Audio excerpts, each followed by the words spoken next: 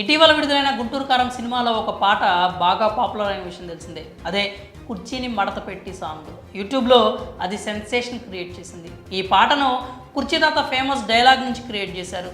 ఈ తాత యూట్యూబ్లో ఎంత ఫేమస్సో మనం ప్రత్యేకంగా చెప్పాల్సిన అవసరం లేదు. ఆ కుర్చీ మడతపెట్టి అనే ఒకే ఒక్క డైలాగ్తో సోషల్ మీడియా లోకం మాట్లాడుకునేలా చేశారు. ఇప్పటికీ ఈయన డైలాగ్ మీద మీమ్స్ వస్తూ ఉంటాయి. అలాంటి ఈయన డైలాగ్ని మహేష్ బాబు తన గుంటూరు కారం సినిమాలో పాటగా పెట్టుకోవడంతో ఆయన సంబరపడిపోయారు. ఆ తర్వాత ఓ ఇంటర్వ్యూలో మాట్లాడుతూ గుంటూరు కారం చిత్ర యూనిట్ తనను కలిశారని, త్రివిక్రమ్ శ్రీనివాస్ తనకు తర్వాత తీయబోయే సినిమాలో అవకాశం ఇస్తానని అన్నట్లుగా కుర్చీ తాత చెప్పుకొచ్చారు.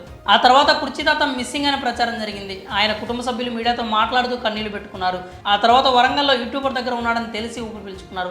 ఫ్యాన్స్ కూడా ఆయన కనిపించకపోవడంతో కంగారు పడ్డారు. ఆ తర్వాత ఆయన కనిపించడంతో ఫ్యాన్స్ రిలాక్స్ అయ్యారు. ప్రస్తుతం అయితే ఆయన బాగానే ఉన్నారనుకున్న సమయంలో కుర్చీ తాత అరెస్ట్ వార్త వైరల్ అవుతోంది. కాలాభాష అలియాస్ కుర్చీ తాతను జూబ్లీహిల్స్ పోలీసులు అరెస్ట్ చేసినట్టు తెలుస్తోంది. వైజాగ్ సత్య స్వాతి నాయుడు ఇచ్చిన ఫిర్యాదు మేరకు పోలీసులు కుర్చీ తాతను అదుపులోకి తీసుకున్నట్లు వార్తలు వస్తున్నాయి. డబ్బు కాజేసి పారిపోయాడని, ఇష్టం వచ్చినట్లు తిడుతూ వీడియోలు పెడుతున్నాడని, తనని బూతులు తిడుతున్నాడని వైజాగ్ సత్య వాపోయాడు.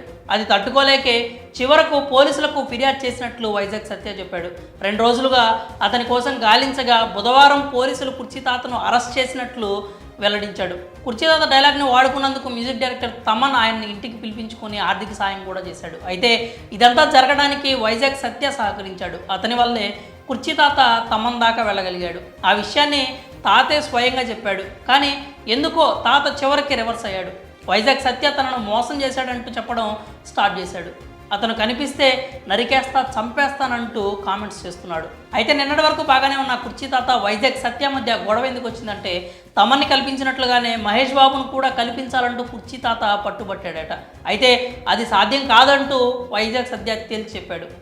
అప్పటి నుంచే వీళ్ళ మధ్య చెడిందని వైజాగ్ సత్య చెప్పుకొచ్చాడు. జనవరి 12న మొదటిసారి వైజాగ్ సత్యాను బూతులు తిడుతూ కాలాపాష యూట్యూబ్ వీడియో చేశాడు.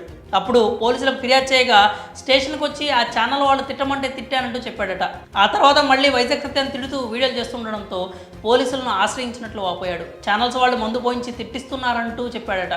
అతని బూతులు తట్టుకోలేకే వైజాగ్ సత్య చివరికి పోలీసులతో అరెస్ట్ చేయించినట్లు చెప్పుకొచ్చాడు. మరి కుర్చీ తాత అరెస్ట్ కావడంపై మీ అభిప్రాయాలని కామెంట్స్ రూపంలో తెలియజేయండి.